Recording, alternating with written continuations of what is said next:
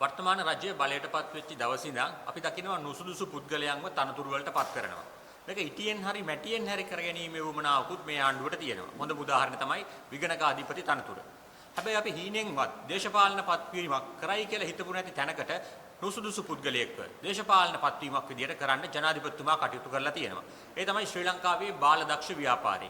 ශ්‍රී ලංකාවේ බාලදක්ෂ ව්‍යාපාරයේ ප්‍රධාන කම්සාරිස් තනතුර සඳහා මනෝජ් නානයක්කාර කියන මාලිමාවට සම්බන්ධ නීතිඥයා ඒ වගේම ආණ්ඩුවට රෙදි නැතුව කඩේ යන සමාජ මාධ්‍ය ක්‍රියාකාරිකයව පත් කරලා තියෙනවා. ලංකාවේ බාලදක්ෂ ව්‍යාපාරයේ අවුරුදු 114ක් පැරණි ස්වේච්ඡා හා ස්වාධීන සංවිධානයක්. ශ්‍රී ලංකාවේ බාලදක්ෂ ව්‍යාපාරය ලංකාවේ පනතකින් සංස්ථාගත කරලා තියෙන්නේ. මේ අනුව ලංකාවේ ප්‍රධාන බාලදක්ෂය වෙන්නේ ජනාධිපතිතුමා. ඒ වගේම ජනාධිපතිතුමාගේ පත්කිරීමක් විදියට ලංකාවේ බාලදක්ෂ ව්‍යාපාරයේ ප්‍රධාන තනතුර වෙන ප්‍රධාන කොමසාරිස් තනතුරට පත් වෙනවා. එතකොට මේ ප්‍රධාන කොමසාරිස් තනතුර ජනාධිපතිතුමා පත් කළාට ජනාධිපතිතුමා කටයුතු කරන්නේ බාලදක්ෂ විධායක සභාවේ නිර්දේශ අනුව. ලංකාවේ බාලදක්ෂ ව්‍යාපාරයේ විධායක සභාව විසින් ප්‍රධාන කොමසාරිස් තනතුරට සුදුසු කෙනෙක්ව නිර්දේශ කළාට පස්සේ ජනාධිපතිතුමා කරන්න ඕනේ ඒ තනතුර සඳහා පත් කරන එක. ලංකාවේ ඉතිහාසයේ පුරාම වෙලා තියෙන එක. මොකද ලංකාවේ බාලදක්ෂ ව්‍යාපාරය ගැන ජනාධිපතිතුමාට අවබෝධයක් නැහැ. මේ අනුර කුමාර ජනාධිපතිතුමා නෙමෙයි ලංකාවේ හිටපු කිසිදු ජනාධිපතිවරයෙක් මේ බාලදක්ෂ ව්‍යාපාරයේ අස්සක් මුල්ලක් නෑ අර දන්නේ නැහැ. ඉතින් එහෙම දන්න විධායක සභාවේ නිර්දේශය අනුව තමයි ජනාධිපතිවරයා පත් කිරීම කරන්නේ. හැබැයි මෙවර ඒ ක්‍රමවේදයෙන් පිට ගිහිල්ලා ජනාධිපතිතුමා විසින් පත් කරලා තියෙනවා මනෝජ් නානයක්කාර කියන පුද්ගලයාව. මේ මනෝජ් නානයක්කාර කියන්නේ අපි කිව්වා වගේම මාලිමාවට වෙනුවෙන් ඍජුව දේශපාලනය කරන, ඒ වගේම සමාජ මාධ්‍යයේ ඊටාම නරක ආකාරයෙන් කතා කරන පුද්ගලයෙක්. එතකොට අපි මෙන්න මේ කාරණා දෙකක් හින්දා මේ මනෝජ් නානයක්කාරගේ පත් කිරීම සම්බන්ධයෙන් විරුද්ධතාවය දක්වනවා. පළවෙනි කාරණේ තමයි මේ පුද්ගලයා සුදුසු පුද්ගලයෙක් නෙමෙයි. නුසුදුසු පුද්ගලයෙක්. ඇයි අපි එහෙම කියන්නේ? ඔබ දන්නවා ඕනෑම ආයතනයක ඕනෑම සංවිධානයක තියෙනවා දූරාවලියක්. එහෙම නැත්නම් හයිරාකි එකක්. මේ හයිරාකි එකේ විදියට බාලදක්ෂ ව්‍යාපාරයේ ප්‍රධාන කොමසාරිස් තනතුර තමයි ප්‍රධාන වෙන්නේ. එතනින් පස්සේ නියෝජ්‍ය ප්‍රධාන කොමසාරිස්, සහකාර කොමසාරිස්වරු, මූලස්ථාන කොමසාරිස්වරු, පුහුණු කොමසාරිස්වරු, වැඩසටහන් කොමසාරිස්වරු විදියට විශාල ප්‍රමාණයක් ඉන්නවා. ඒ වගේම දිස්ත්‍රික් මට්ටමට ගියාට පස්සේ ලංකා පුරා දිස්ත්‍රික් විදියට බාලදක්ෂ ව්‍යාපාරයේ ව්‍යාප්ත වෙලා තියෙනවා. දිස්ත්‍රික් මට්ටමට ගියාට පස්සේ දිසා කොමසාරිස්වරු, සහකාර කොමසාරිස්වරු, සහාය දිසා කොමසාරිස්වරු ඉන්නවා. එතකොට මනෝජ් නානයක්කාර කියන පුද්ගලයා අවසාන වශයෙන් කටයුතු කරලා තියෙන්නේ ලංකාවේ තියෙන එක බාලදක්ෂ දිසාවක් වෙන හෝමාගම බාලදක්ෂ දිසාවේ සහාය දිසා කොමසාරිස්වරයෙක් විදියට. ඒ කියන්නේ මේ දූරාවලියේ ඊටාම පල්ලෙහැන් හිටව පුද්ගලයෙක්. ඒ කියන්නේ අත්දැකීම් නැති පළපුරුද්ද නැති පුද්ගලයෙක්. සහාය දිසා කොමසාරිස්වරයෙකුට මේ ප්‍රධාන කොමසාරිස් තනතුරටපත් වෙන්න බාධාවක් නැහැ. හැබැයි ඒකට මේ තනතුරු වලින් ඉහළට ඇවිල්ලා සුදුසුකම් පළපුරුද්ද වැඩි වර්ධනය කරගෙන තමයි එන්න ඕනේ. හැබැයි මනෝජ් නානයක්කාර මොකද කරන්නේ? තමන් දේශපාලනයට කඩේ ගියාට ප්‍රතිලාභයක් විදියට පැරෂුට් එකකින් කෙලින්ම ප්‍රධාන කොමසාරිස් තනතුරටපත් වෙනවා. දැන් ලංකාවේ මීට කලින් හිටපු එහෙම නැත්නම් මේ මනෝජ් පත් වෙන්න කලින් හිටපු ප්‍රධාන කොමසාරිස්තුමා තමයි ජනප්‍රිය ප්‍රනාන්දු මහත්තයා. එතුමාත් නීතිඥයෙක්. හැබැයි එතුමා අවුරුදු ගණනාවක ප්‍රතිඵලයක් විදියට තමයි මේ තනතුරට එන්නේ. අපිට මතක 2001 2002 වගේ කාලේ එතුමා කොළඹ දිසාවේ සහාය කොමසාරිස්. ඊට පස්සේ එතුමා කොළඹ ප්‍රධාන කොමසාරිස් කොළඹ දිසා කොමසාරිස් බවට පත් වෙනවා. එතනින් පස්සේ එතුමා මූලස්ථානයට ඇවිල්ලා මූලස්ථානයේ තනතුරු දරලා අවුරුදු 20ක් 25ක් විතර කැපකිරීමක ප්‍රතිඵලයක් විදියට තමයි ප්‍රධාන කොමසාරිස් තනතුරටපත් වෙන්නේ. හැබැයි මනෝජ් නානයක්කාර මහත්තයා දේශපාලනයට කඩේ ගිහිල්ලා දේශපාලන ආණ්ඩුවේ ක්‍රෙඩි හොදලා එතුමා කෙලිම පැරෂුට් එකකින් උඩම තනතුරටපත් වෙනවා. මේක ඊටාම නුසුසු පත්වීමක්. ඒ වගේම මේ හරහා වෙන්න තියෙන හානිය තමයි මේ බාලදක්ෂ ව්‍යාපාරයේ ඉන්නේ ස්වේච්ඡා නායකයෝ.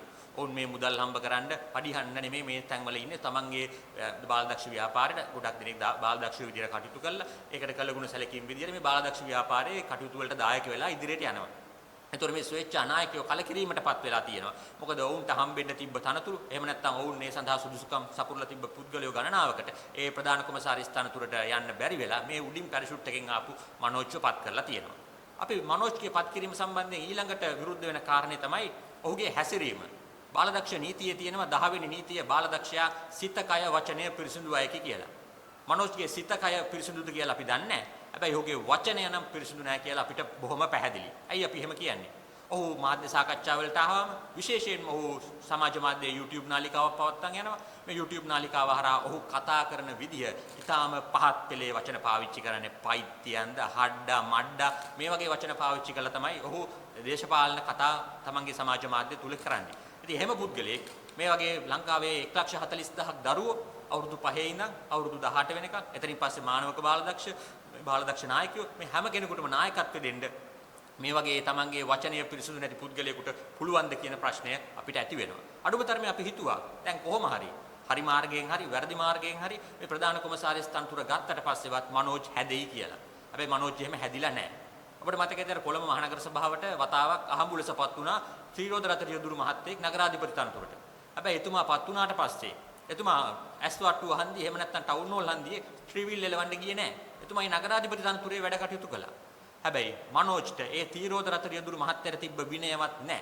ප්‍රධාන කොමසාරිස් තනතුරේ වැඩ බාර අරගෙන අනිත් පැත්තට ඇවිල්ලා තමන්ගේ YouTube නාලිකාවේ හඩ මඩ කියලා මිනිස්සුන්ට බනිනවා. ඉතින් මෙහෙම ප්‍රධාන කොමසාරිස් කෙනෙක් තමයි දැන් මේ වෙලාවේ ජනාධිපතිතුමා ලංකාවේ 1,40,000ක් ඉන්න මේ තරුණ සහ කුඩා දරුවන්ගේ ව්‍යාපාරයට පත් කරලා තියෙන නායකයා විදියට. ඉතින් සාමාන්‍යයෙන් මේ වගේ පත්වීමක් වුණාම වෙනස් තැනක ආයතනයක දෙපාර්තමේන්තුවක සංස්ථාවක මේ වගේ දෙයක් වුණොත් අපිට දකින්න පුළුවන් වෙනවා උද්ඝෝෂණ පිකටින් මේ වගේ දේවල්. හැබැයි බාලදක්ෂ ව්‍යාපාරය කියන්නේ විනයක් තියෙන ව්‍යාපාරයක්. ඒ වගේම ස්වේච්ඡා ව්‍යාපාරයක්. බාලදක්ෂ නායකවරු ඒ තැනටපත් වෙන්නේ නැහැ. හැබැයි වෙන දේ තමයි ඔවුන් කලකිරීමටපත් වෙනවා.